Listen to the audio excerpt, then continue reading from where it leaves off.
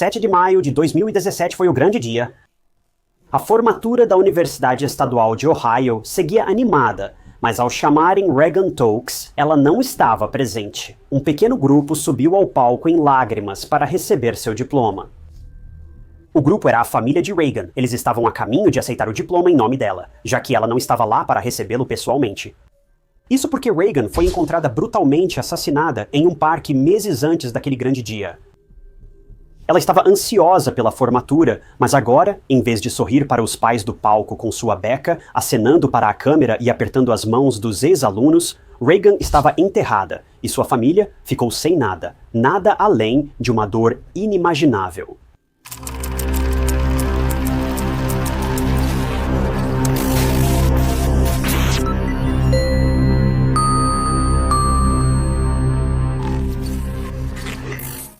Bem-vindo ao Histórias de Crimes Reais. Sou Ty Notts. E se você gosta de histórias de crimes reais à moda antiga, sem um monte de lixo de inteligência artificial, você veio ao lugar certo, porque é basicamente isso que fazemos aqui. Crimes reais, sem drama. Se gosta disso, inscreva-se. É grátis e te mantém atualizado sobre meus próximos casos. Reagan Delaney Tokes nasceu em 13 de março de 1995 em Edgewood, Kentucky. Ela estudou na Anthony Wayne High School e jogou lacrosse e tênis. Reagan foi criada como cristã e era uma jovem vibrante, energética, atlética e carinhosa. Ela era muito inteligente. Formou-se no ensino médio com honras e ingressou na Universidade Estadual de Ohio em psicologia. Quando ela entrou na faculdade, a família Tokes se mudou para Parkland, Flórida, onde os pais conseguiram empregos, mas Reagan decidiu ficar na Universidade Estadual de Ohio, sua universidade dos sonhos, para terminar o curso. A mãe dela disse que Reagan era uma bola de energia, muito calorosa, e como muitos, adorava animais. Na época do caso, Reagan estava no último ano e se preparando para a formatura. Na verdade, ela já tinha conseguido seu primeiro grande emprego e estava a poucos meses de começar sua vida adulta. Na época, Reagan vivia fora do campus com 4 colegas de quarto. Era perto do campus, então ela ia e voltava facilmente das aulas para casa. Logo, ela também trabalhava meio período em um restaurante local para pagar a mensalidade, mas nem tudo foi fácil para Reagan. Mesmo que todo o resto fosse brilhante e promissor, o mesmo não podia ser dito sobre sua vida pessoal. Veja, Reagan estava em um relacionamento com um cara chamado Jacob, mais conhecido como Jake, e os dois se conheciam há muito tempo, vários anos. Para todos de fora, Reagan e Jake foram feitos um para o outro, eram melhores amigos, mas como ambos estavam no último ano, decidiram priorizar os estudos e no final terminaram. Mas isso foi mais fácil falar do que fazer, e mesmo que Reagan tentasse se manter ocupada, era evidente para seus amigos, família e até colegas de quarto que o término não foi nada fácil para ela. Reagan evitou se deixar levar pelas emoções, mantendo-se ocupada e conversando com Jacob apenas como amiga. Esse foi um momento incrivelmente difícil para ela, mas ela se recusava a demonstrar suas emoções, pelo menos tanto quanto conseguia. Ela ainda tinha muito a esperar, mas sua vida mudou muito sem Jacob. Mesmo assim, ela se concentrou, se recompôs e seguiu para sua inevitável cerimônia de formatura. Reagan estava a apenas 2 meses de receber seu diploma. Mas até lá, ela tinha que continuar na correria, indo trabalhar todos os dias, estudando depois das aulas, se preparando para as provas finais, todas essas coisas típicas. Isso nos leva a fevereiro de 2017, quando Reagan vestiu o uniforme e saiu para o trabalho numa tarde fria. O único problema era que naquele dia, tudo seria diferente de qualquer outro que Reagan já viveu. Após o turno no trabalho, Reagan não voltou para casa.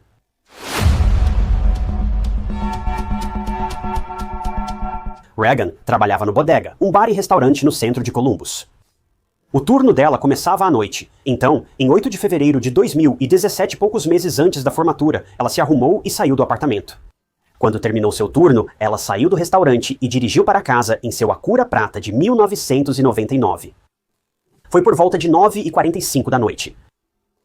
Mesmo que Reagan já conhecesse bem o lugar, seus pais ainda se preocupavam com ela, porque eles estavam literalmente a 1000 milhas de distância um do outro. Para acalmar os pais, Reagan enviava mensagens para mantê-los informados. Porém, naquele dia, a família de Reagan não recebeu nenhuma mensagem ou ligação. Isso era estranho, porque até 1 ou 2 horas antes, Reagan trocava mensagens com o pai, atualizando-o sobre sua vida. A irmã e o pai de Reagan ligaram várias vezes, mas ela não atendeu mais. No dia seguinte, ainda sem notícias de Reagan, o pânico tomou conta e decidiram contatar seus colegas de quarto. Mas imagine a surpresa deles ao descobrirem que as outras garotas também não tinham notícias de Reagan. Além disso, Reagan não estava em casa. O quarto dela estava vazio e a bolsa lá, então ela não foi à aula. Isso era muito incomum. A última parada deles foi no restaurante onde Reagan trabalhava, o Bodega. O gerente confirmou que Reagan esteve no turno dela e saiu sem problemas. Com tudo isso feito, as garotas atualizaram os pais de Reagan sobre a situação e foi isso que acabou levando ao registro do desaparecimento de Reagan Talks, de 21 anos. Colegas de quarto de Reagan divulgaram seu desaparecimento nas redes sociais. Todos estavam nervosos e preocupados com Reagan. Onde ela estaria? E mais importante, o que tinha acontecido? Um dia após o sumiço de Reagan, o 91 recebeu uma ligação angustiada. Um funcionário do parque Metro Scioto Grove fez a ligação. Porém, o passeio dele ia se tornar traumático. Ao chegar a um campo amplo no parque, avistou algo à distância. Isso meio que virou um tema recorrente até agora, mas naturalmente a princípio o cara pensou que talvez estivesse vendo um manequim. Mas diga comigo, jamais é um manequim. Assim que o homem percebeu o que estava vendo, ele ligou para o 91 e implorou para que fossem até a cena de um aparente crime. Os detetives chegaram quase imediatamente ao local e, de fato, era o corpo despido de uma mulher falecida, com 2 ferimentos na cabeça. Ela havia sido atacada com uma arma de fogo a queima-roupa e estava fria ao toque. A polícia teve um pressentimento muito ruim sobre isso. Eles sabiam que Reagan, de 21 anos, havia sido recentemente dada como desaparecida e agora tinham encontrado o corpo de uma mulher, mas, para ter certeza, precisavam identificar esse corpo o mais rápido possível. Bem, isso não demorou muito porque a mulher usava um colar muito único e também tinha uma tatuagem de um círculo no corpo. Os detetives chamaram o tio de Reagan, que morava perto, e infelizmente ele teve que identificar seu corpo. Foi um momento devastador e de partir o coração para o tio de Reagan, porque ele olhou para o corpo e soube sem nenhuma dúvida que era sua sobrinha. O pior era que a polícia ainda teria que avisar os pais dela. Ninguém esperava por essa notícia, mas infelizmente era a realidade. A farsa de Reagan havia acabado.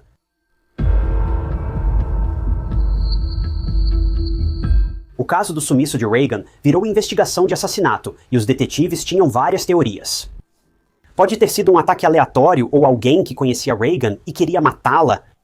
Ou poderia ser obra de um serial killer. Havia várias teorias nos estágios iniciais dessa investigação. Tudo seria esclarecido em breve, mas enquanto isso, uma autópsia foi realizada e os resultados foram angustiantes. Além de ter sua vida tirada como numa execução, Reagan ainda foi explorada pelo assassino antes.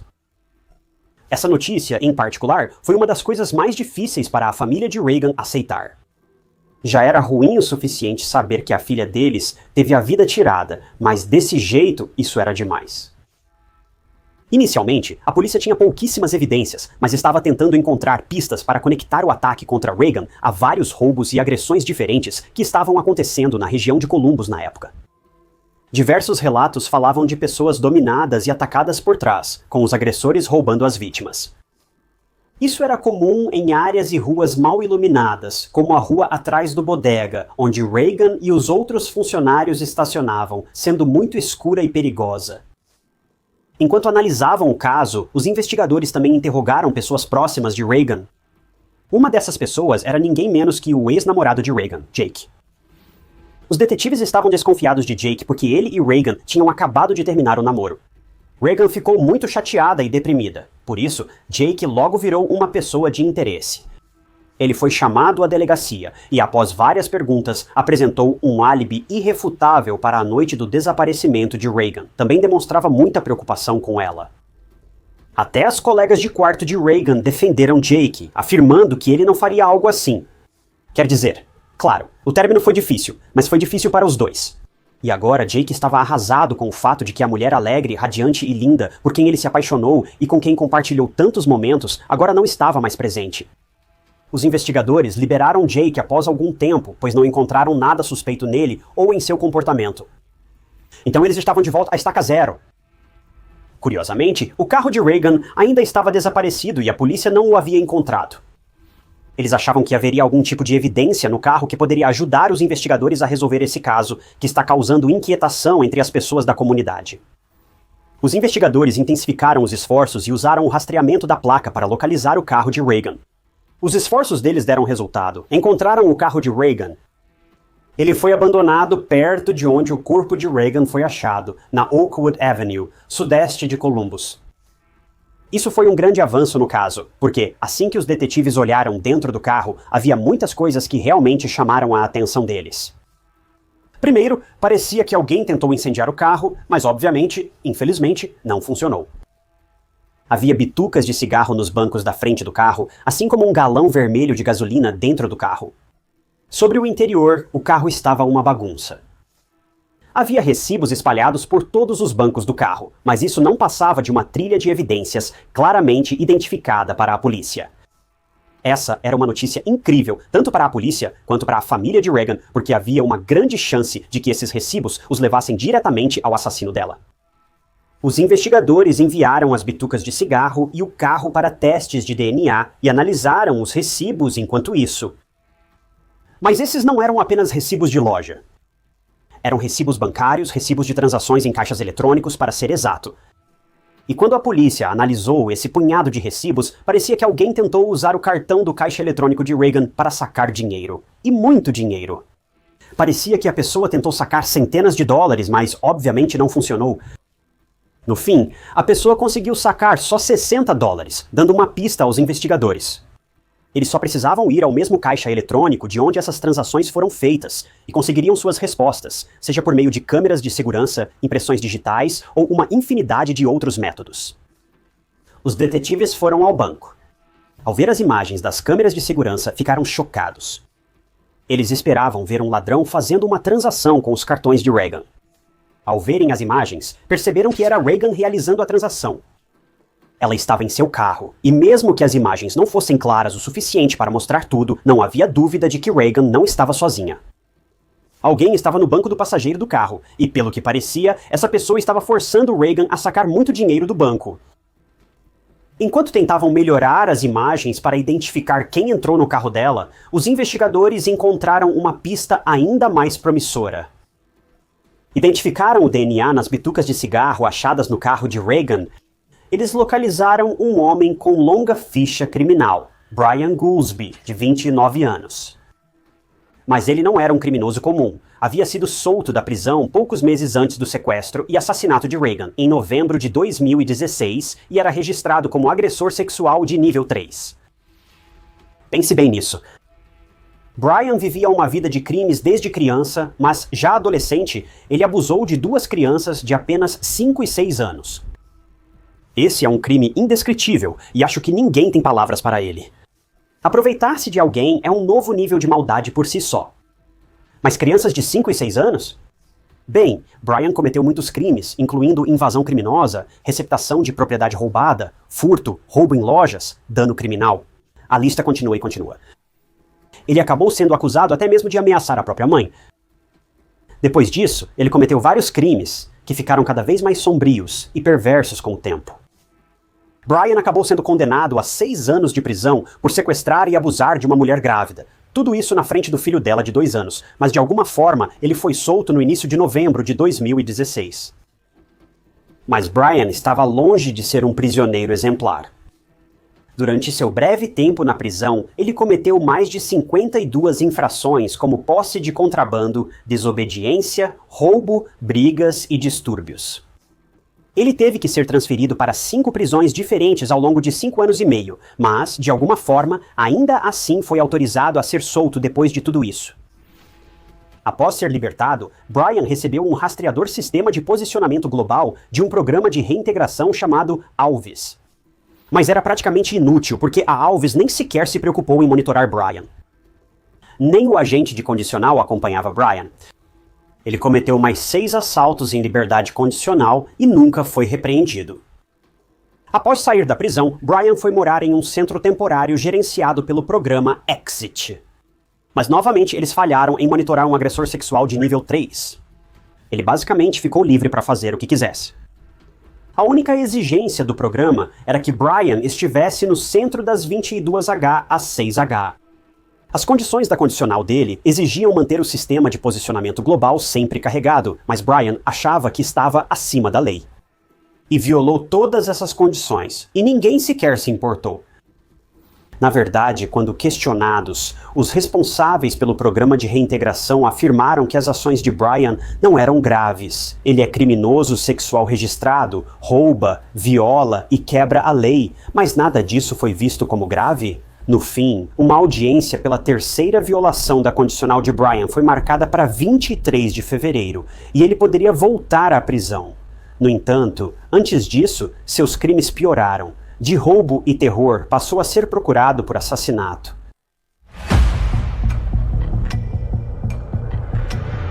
Então, com todas essas informações, a polícia sabia que tinha o cara deles. O monitor de sistema de posicionamento global de Brian o mostrou perto do restaurante onde Reagan trabalhava. O monitor o colocou em todos os caixas eletrônicos onde Reagan foi vista naquela noite, e ele também foi visto nas imagens de câmeras de segurança comprando o mesmo galão vermelho de gasolina que depois foi encontrado no carro de Reagan. Se isso não fosse suficiente, o DNA no corpo de Reagan também correspondia ao DNA de Brian. 2 dias após o sumiço de Reagan, a casa foi cercada por investigadores e Special Weapons and Tactics, e ele preso. Brian foi interrogado por horas e, inicialmente, negou tudo. Ele disse que não sabia quem era Reagan, nem por que ela foi atacada. Então os detetives mostraram o relatório de DNA. Se Brian não conhecia Reagan, por que seu DNA estava no corpo e no carro dela? Esse foi quando Brian mudou sua história pela primeira vez, e ele fará isso muitas vezes ainda.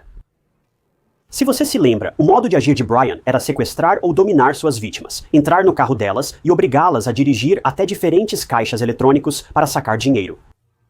Bem, foi exatamente isso que ele fez com Reagan também. Ele contou aos investigadores que viu Reagan saindo do restaurante, aproximou-se dela na rua mal iluminada, a dominou por trás e a obrigou a entrar no carro. Mas então Brian revelou a surpresa. Na versão dele, confessou que só planejava roubar Reagan. Após conseguir o dinheiro, mandou Reagan dirigir até o parque onde o corpo foi achado. Pediu que ela se virasse de costas e ficasse imóvel. Brian então foi para o carro de Reagan e foi embora, alegando que ela ainda estava viva ao sair. Depois, abandonou o carro na Oakwood Avenue e saiu a pé. A polícia pressionou Brian, e isso funcionou, pois ele mudou a história novamente. Brian contou que se envolveu em uma enrascada com o Tribunal de Justiça. Supostamente, esse Tribunal de Justiça ordenou que Brian pagasse um dinheiro que devia a ele, ou então ameaçou fazer mal aos filhos de Brian. Brian disse que foi Tribunal de Justiça quem propôs todo o esquema de roubar Reagan e, depois que eles terminaram essa parte do plano, e os três, Reagan, Tribunal de Justiça e Brian, estavam no parque, Tribunal de Justiça ordenou que Brian forçasse Reagan. Brian disse que não teve escolha porque Tribunal de Justiça afirmou que mataria a família de Brian. Isso é interessante porque, se você se lembra, ele traumatizou um garoto ao se aproveitar da mãe grávida dele na frente dele. De repente, ele tem um coração e não quis tocar em Reagan. Isso parece bem improvável. Após Brian terminar com Reagan, Tribunal de Justiça teria apontado a arma para ela e tirado sua vida. Os investigadores descobriram que não havia Tribunal de Justiça, mas optaram por agir a longo prazo. Eles forçaram Brian a contar onde estavam as roupas de Reagan e a arma do crime. Brian admitiu que jogou roupas, celular e cápsulas de bala ali perto. Por fim, o golpe final foi a confissão em que Brian revelou tudo. Mas não foi para a polícia, foi para a própria namorada dele, que também era mãe dos filhos dele. Ele contou tudo a outro amigo. Brian admitiu a essas duas pessoas que roubou, violentou e matou Reagan. O plano o tempo todo foi tudo ele. Não existia nenhum tribunal de justiça. Ele agiu completamente sozinho. E o motivo, bem, ele não queria voltar para a prisão. Ele sabia que ela iria à polícia denunciá-lo. Ele preferiu correr riscos, cometeu o crime e depois eliminou a única testemunha em vez de evitar o crime desde o início. Ele roubou Reagan e a forçou a ir até o Scioto Grove Metro Park, onde abusou dela. E o tempo todo Reagan implorava pela vida dela. Brian contou que Reagan implorou por sua vida, dizendo que só queria viver, mas ele não a poupou por medo de ser descoberto. Ele tirou a vida dessa jovem por $60 e alguns minutos de prazer.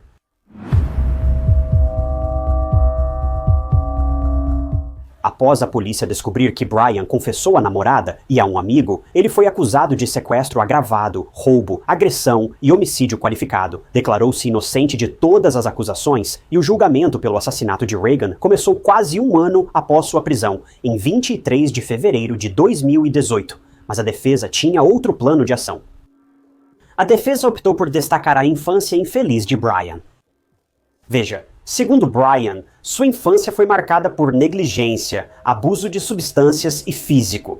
Ele também disse aos investigadores que foi abusado quando criança. Digo supostamente porque não sabemos a verdade. A polícia também achou difícil acreditar, pois Brian não era o mais confiável ali. Ele já mentiu antes sobre várias coisas, então o que o impediria de inventar mais histórias? Seu relato também mudava quando falava com os investigadores sobre a infância. Faça o que quiser com essa informação, mas mesmo acreditando que Brian teve uma infância difícil, o que fez com Reagan e as outras vítimas continua imperdoável. Uma infância ruim não justifica descontar raiva, ressentimento e traumas em inocentes na rua. Assim como Brian não merecia ser abusado na infância, caso tenha sido, Reagan e os demais também não mereciam o que passaram. Nos argumentos finais, a defesa destacou que Brian não planejou o assassinato de Reagan. No último momento, ele entrou em pânico e tirou a vida dela para evitar ser denunciado pelo que fez. No final, em 13 de março, o julgamento acabou e era a hora do veredito. Após deliberar, o júri anunciou sua decisão.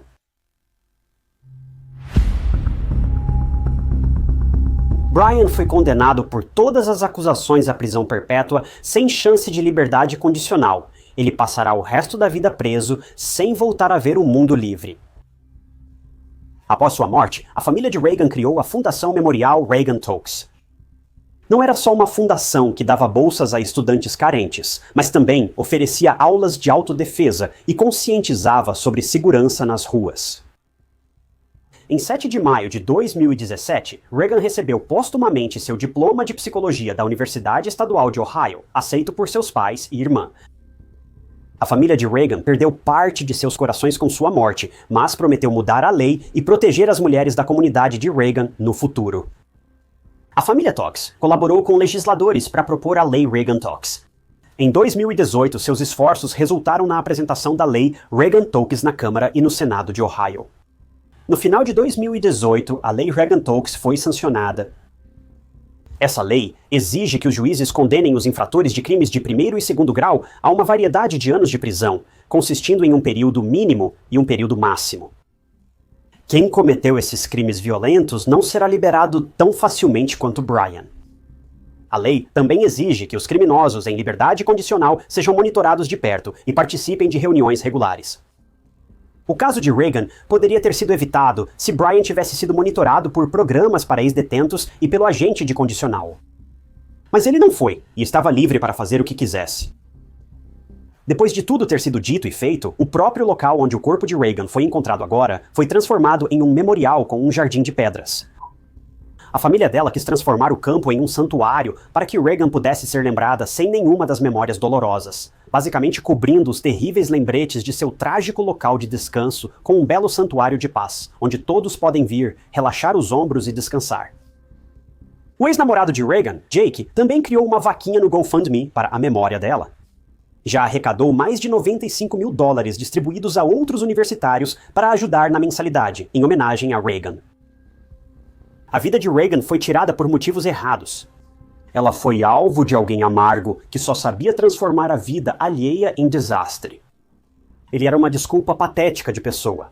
Ele merece tudo o que vier a receber. Só espero que a família de Reagan esteja bem depois de todo esse tempo. O que eles fizeram após a morte prematura de Reagan para mudar a lei e melhorar as coisas?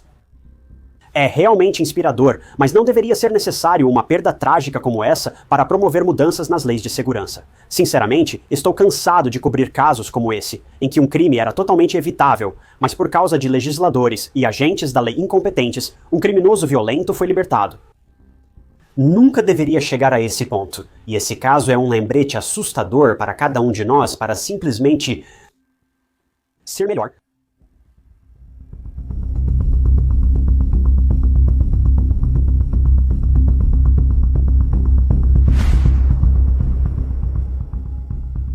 Obrigado por acompanharem mais um episódio de Histórias de Crimes Reais. Agradeço especialmente a alguns membros do canal, como Pamela Haynes e Denise Lambert. Se você também quiser se tornar membro do canal, terá acesso a novos vídeos, às vezes dias ou semanas antes de serem disponibilizados ao público. É uma ótima forma de apoiar o canal. Agradeço muito a todos que decidiram fazer isso. Se você quiser se juntar, pode clicar naquele grande botão de inscrever-se abaixo do vídeo ou encontrar um link na descrição. A nova camiseta True Crime Stories Nunca é um Manequim já está disponível no link abaixo. Sua compra apoia o canal e você ganha uma camisa incrível. Se gostou do vídeo, confira outro caso interessante que cobri e inscreva-se. É grátis e te mantém atualizado com meus próximos vídeos. Mas meu nome é Ty Notts e eu vejo vocês no próximo vídeo.